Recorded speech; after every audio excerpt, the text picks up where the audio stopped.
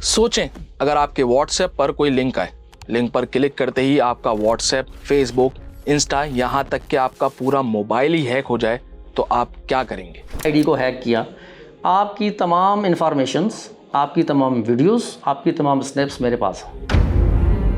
उसके बाद कहने लगे जी जो जहाँ मैं आपको बुलाऊँ वहाँ आप आ जाएँ और वहाँ मिल के फिर मैं आपको अगला काम बताऊँगा कि काम है क्या। काम नहीं बता रहा था उन्हें कि काम क्या है। कराची की एक निहारी शॉप पर एक शख्स आकर बैठा है। थोड़ी ही देर में सारा नाम की एक लड़की इस शख्स के टेबल पर आकर इसके साथ बैठ जाती है। अचानक से पुलिस ने शॉप पर आकर इस शख्स को घेरे में ले लिया, मगर क्यों? देखिए, हम सब शॉक तब हुए जब हमने उसके मोबाइल फ़ोन को खोला। जब हमारे सामने उसकी वीडियोज़ आई तो हमने कहा नहीं भाई, आप तो कोई इनोसेंट नहीं हो, आप तो ये सारा ड्रामा कर रहे हो। और इतने इतने उसने ड्रामे किए। अच्छा, जब उसके सेल फ़ोन को हम खोलते हैं, उसमें तमाम फाश वीडियोज़ मुख्तलिफ लोगों के साथ मुख्तलिफ एंगल से, मतलब भरा हुआ उसका मोबाइल फाश वीडियोज़। तो अब सवाल ये है कि ये इन वीडियोस का करता क्या था? क्या ये इन वीडियोस को डार्क वेब पर बेचता था? क्या ये लड़कियों को ब्लैकमेल करता था? इस मुलजिम के पास हैकिंग का ऐसा यूनिक तरीका था कि ये लड़कियों के मोबाइल हैक कर लेता था। इन्वेस्टिगेशन ऑफिसर्स भी हैरान रह गए थे कि इन्वेस्टिगेशन के दरमियान भी एसएचओ साहब को मुलजिम की तरफ से धमकियां मिल रही हैं। इस तरफ थे कि भाई मुझे ख़रीद लिया जाए। अब मैं नहीं बिका, एफआईआर हो गई, मैंने उसको कोर्ट में पेश करा दिया, कंप्लेनर को भी ऑफर्स मिली। क्या इस मुलजिम के पीछे कोई बहुत बड़ा खतरनाक नेटवर्क है? ये केस आखिर है क्या? कौन है ये मुलजिम? ये सब जानेंगे आज की क्राइम स्टोरी। मैं हूं AR रिजवी और आप देख रहे हैं थिंक क्राइम का एक और डीप थ्रिलिंग एपिसोड।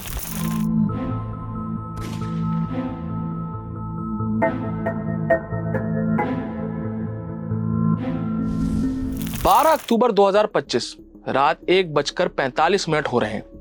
सारा को व्हाट्सएप पे मैसेज आता है। ये कोई और नहीं, ये मैसेज सारा की बेटी की फ्रेंड किरण के नंबर से आया था और किरण सारा की पड़ोसन भी है। इन दोनों का घर बिल्कुल आमने सामने है। किरण और सारा की बेटी बचपन की दोस्त थी। शुरू में तो मैसेज नॉर्मल थे, हेलो, हाय, खाना खाया, वगैरह वगैरह, और दोनों एक दूसरे की पिक्चर्स और वीडियोस भी आपस में शेयर कर रहे थे। बातचीत चल ही रही थी कि इसी दौरान किरण ने सारा को ऑनलाइन बिजनेस की ऑफर की। सारा ने इनकार कर दिया और कहा, नहीं किरण, मुझे ऑनलाइन बिजनेस में कोई इंटरेस्ट नहीं, मेरी अपनी जॉब अच्छी चल रही है। लेकिन फिर आहिस्ता आहिस्ता किरण और सारा के बीच में होने वाली बातें हद पार कर गईं। किरण ने सारा को पॉर्न वीडियो शेयर कर दी और साथ में जिस्म फरोशी करने पर बहुत सारा पैसा कमाने की गारंटी और लालच भी दी। सारा दंग रह गई कि एक समझदार लड़की को अचानक क्या हो गया। ये सब देखकर सारा परेशान थी।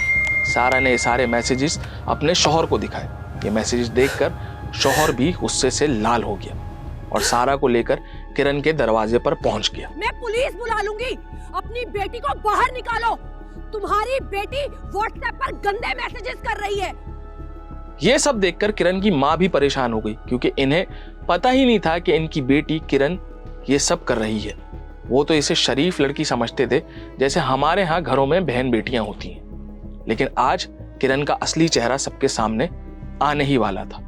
महल्ले वाले जमा हो गए थे। किरण की माँ ने फौरन कॉल करके अपने शौहर और भाइयों को भी बुला लिया। सारा ने भी लड़ाई में कोई कसर नहीं छोड़ी। मोहल्ले वाले तमाशा देख रहे थे।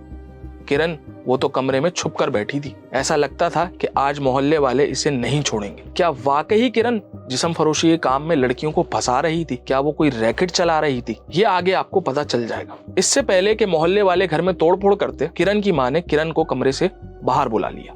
मामा, मैंने किसी को मैसेज नहीं किया, मुझे तो पता ही नहीं कि मोहल्ले वाले क्या कह रहे हैं। पिछले 1 हफ्ते से व्हाट्सएप इस्तेमाल नहीं कर रही। किरण कहती है, मुझे तो पता ही नहीं कि मोहल्ले वाले क्या कह रहे हैं। पिछले 1 हफ्ते से व्हाट्सएप इस्तेमाल ही नहीं कर रही।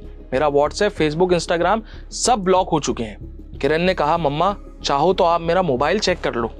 जब किरण की माँ ने किरण का मोबाइल देखा तो वो शॉक्ड में आ गई। ना सिर्फ किरण की माँ बल्कि मोहल्ले वाले भी किरण का मोबाइल देखकर दंग रह गए। व्हाट्सएप नंबर किरण का, डीपी किरण की, शादी की वीडियोस और पिक्चर्स भी किरण की, लेकिन मोबाइल किरण नहीं कोई और चला रहा था। कौन था वो जिसने व्हाट्सएप, इंस्टा, फेसबुक, जीमेल, यहां तक कि किरण का पूरा मोबाइल ही हैक कर लिया?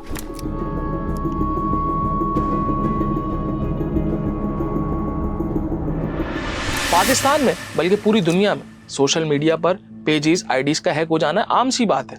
हर दूसरे दिन किसी ना किसी का अकाउंट हैक हो जाता है। मगर असल सवाल यह है कि हैकर के पास किरण की वो प्राइवेट वीडियोस, वो पिक्चर्स कहां से आई जो इसने सारा को भेजी, ये यकीन दिलाने के लिए कि वो किरण ही बात कर रही है। इंस्टा से नहीं, फेसबुक से नहीं, किरण ने तो किसी भी सोशल मीडिया प्लेटफॉर्म पर अपनी ये पिक्चर्स और वीडियोस अपलोड ही नहीं की थी।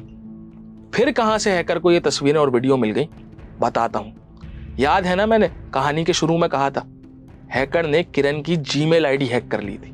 जी हां, मुलजिम इतना शातिर था कि इसने जीमेल हैक करने का भी ऐसा तरीका बनाया हुआ था कि आप भी सुनकर हैरान हो जाएंगे, जिस तरह पुलिस भी हैरान रह गई थी। मुलजिम ने किरण की तमाम प्राइवेट वीडियोस और पिक्चर्स जीमेल से डाटा कॉपी करने के बाद अपने पास सेव करनी थी। इसका जो मोबाइल फ़ोन है, इसके मोबाइल में बहुत ज़्यादा लिंक्स हैं। इसका तरीका वारदात ये है कि उन लिंक्स को ये कॉपी करता है, कॉपी करके ये आपको सेंड करेगा, ठीक है, उसमें इनाम का लालच देगा, ठीक है।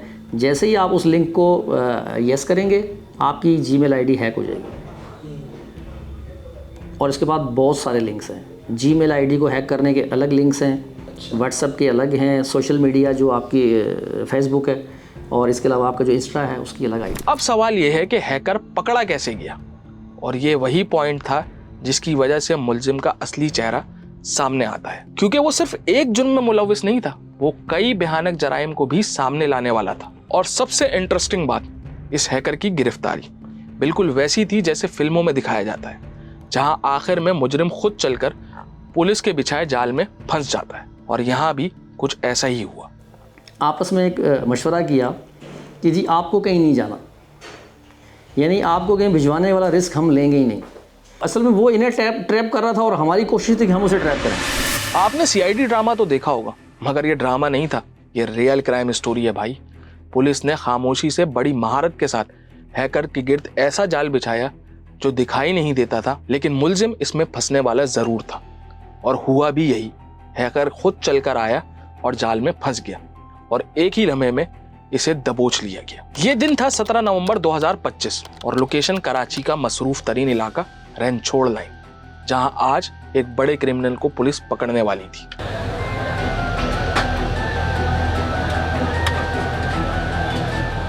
एक नॉर्मल सा लड़का आहिस्ता आहिस्ता चलता हुआ निहारी के रेस्टोरेंट पर आता है, टेबल पर बैठ जाता है। थोड़ी ही देर में सारा भी वहां पहुंच गई। सारा निहारी के रेस्टोरेंट के दरवाजे से अंदर आती है। हैकर इसको देखकर हैरान भी हुआ, खुश भी। सारा इसके सामने बैठती है, मुस्कुराती है, बात करती है, हंसी मजाक करती है। दोनों ने निहारी का ऑर्डर भी दे दिया और हैकर के चेहरे पर ऐसी खुशी थी जैसे कोई और शिकार खुद चलकर इसके जाल में फंस गया हो। हैकर ने आहिस्ता आहिस्ता सारा के करीब आना शुरू किया, हाथ लगाने की कोशिश की, करीब बैठने की कोशिश की, और सारा हर चीज पर बर्दाश्त करती रही। हैकर को जरा भी शक नहीं था कि इसके साथ थोड़ी देर में क्या होने वाला है। सर, निहारी की शॉप पर एक बंदा नकाब में बैठा है, मुझे उस पर शक हो रहा है। नजर रखो इस पर, अभी एक्शन नहीं लेना। अच्छा, यकीन करें यहाँ आने के बाद भी उसका जो बिहेव था बिल्कुल कोई जैसे ये समझ लें अनएजुकेटेड, बगैर पढ़ा लिखा, जिसमें कोई मानर्स नहीं होते, समझे ना मेरी बात को। और बिल्कुल वो ऐसे बिहेव कर रहा था जैसे वो जो है वो बिल्कुल ही उसको कुछ पता ही नहीं है किसी चीज़ का। हैकर को क्या मालूम था कि आज इसके नसीब में निहारी खाना नहीं बल्कि हथकड़ी पहनना लिखा है। हैकर और सारा आपस में बातचीत कर ही रहे थे कि हैकर सारा को अपने साथ जाने की ऑफर करता है और सारा मना कर देती है। अब ये शख्स धमकियों पर उतर आता है।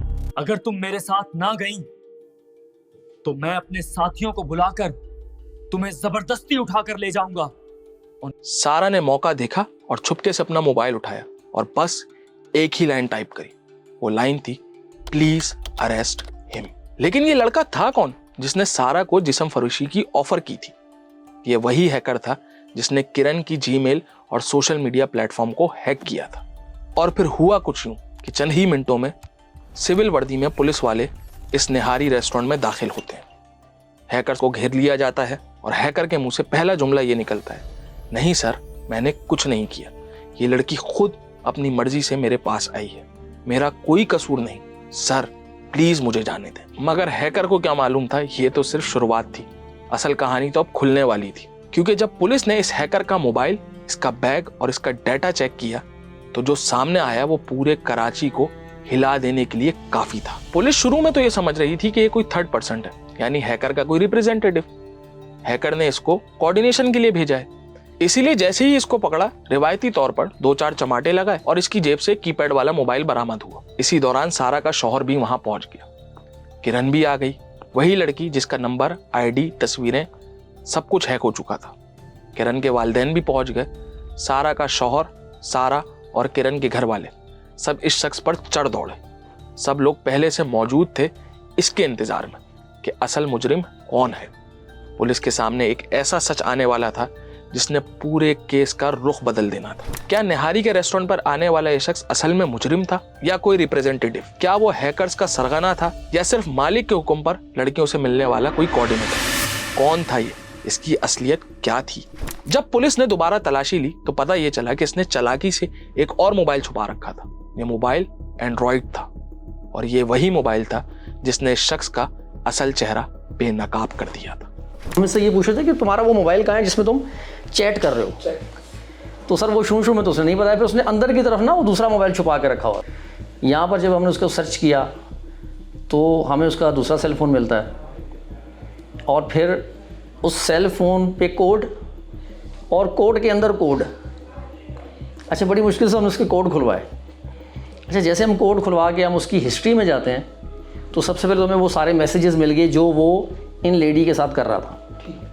मतलब ये है कि हमें ये कंफर्म हो गया कि ये वही शख्स है। देखिए, इससे पहले हम भी वो थे कि पता नहीं ये वो है या नहीं है, किसी गलत बंदे को तो नहीं भेज दिया।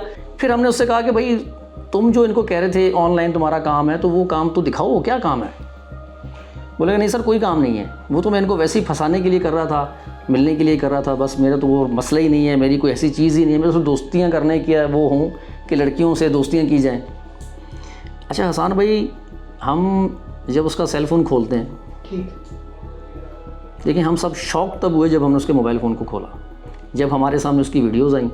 अच्छा, जब उसके सेल फ़ोन को हम खोलते हैं, उसमें तमाम फाश वीडियोस मुख्तलिफ लोगों के साथ मुख्तलिफ एंगल से, मतलब भरा हुआ उसका मोबाइल फाश वीडियोस। जी, ये कोई आम हैकर नहीं था, ना किसी का भेजा हुआ वर्कर था।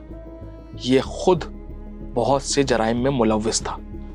इसके मोबाइल के अंदर एक नहीं, दो नहीं, बल्कि 400 से ज़ायद लड़कियों की नाजेबा वीडियोस मिली। क्या ये किसी वेबसाइट से डाउनलोड हुई थी? क्या ये सिर्फ फहाश क्लिप्स देखता था? नहीं भाई, ये रियल वीडियोस थी। मुलजिम ये वीडियोस खुफिया कैमरे से खुद रिकॉर्ड करता था। तो वो सारी जो वीडियोस हैं हसान भाई, वो इसकी अपनी हैं, मतलब ये खुद वो कर रहा है सब कुछ उसमें। मेरी बात को समझे आप। उससे लोगों के साथ जिनसे ज्यादती कर चुका था, ये कह रहे हैं आप? अब सवाल ये पैदा होता है कि इन वीडियोस का आखिर वो करता क्या था? क्या ये वो वीडियोस डार्क वेब पर सेल करता था? नहीं। क्या वो अपनी तसल्ली के लिए ये सब करता था? नहीं भाई, कहानी इससे कहीं ज्यादा गहरी है और खतरनाक भी। यह हैकर जब लड़कियों की आईडीज हैक कर लेता तो वो दो काम करता था। मुलजिम का पहला वार, अब जरा समझिएगा इसको FIR के मुताबिक। ये मुलजिम पहले लड़कियों को ऑनलाइन बिजनेस का लालच देता, इन्हें समझाता कि वो थोड़े से पैसों में बड़ा बिजनेस कर सकती हैं, बड़ी इनकम बना सकती हैं। जो लड़कियां इस लालच में आ जाती, इनसे पैसे बटोरता और फिर गायब हो जाता। लेकिन जब कोई लड़की ऑनलाइन बिजनेस में दिलचस्पी ना दिखाती तो फिर ये मुलजिम दूसरी चाल चलता, वो चाल जिसने 400 से ज़ायद खवातीन को अपनी लपेट में ले लिया। इस बात को समझें, अपनी आंखें, कान, दिमाग को खोल के रखें, ठीक है? मैं ये नहीं कह रहा कि आप घर से बाहर ना निकलें, बिल्कुल निकलें। आप जॉब भी करें, आप बिजनेस भी करें, आप घर से बाहर भी जाएं, लेकिन एक्स्ट्रा ऑर्डिनरी किसी पे ट्रस्ट करना, किसी की ऐसी बुलाई हुई जगह पर जाना, ये ना करें। देखें, अब एंड्रॉयड का दौर है, ठीक, ये इंटरनेट का दौर है, ठीक है? इसमें 20 चीज़ें, ठीक है?